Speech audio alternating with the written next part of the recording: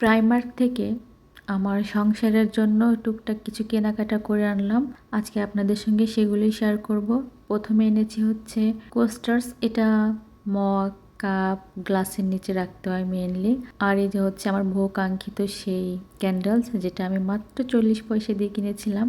আর এটার ভিতরেটা কেমন আপনাদের সেটা একটু খুলে দেখালাম।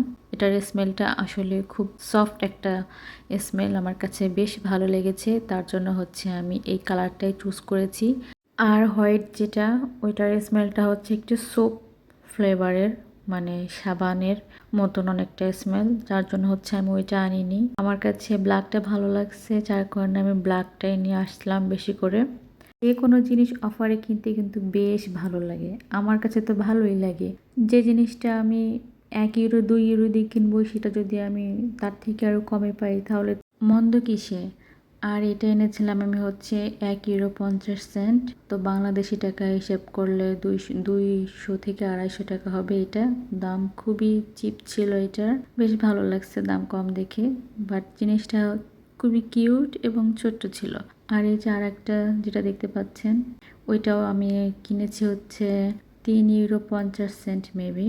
তাতে বাংলাদেশি টাকায় প্রাইস হচ্ছে 600 থেকে 650 টাকা হবে। তো এই ছিল আমার টুকটাক কেনাকাটা প্রাইমার্ক থেকে।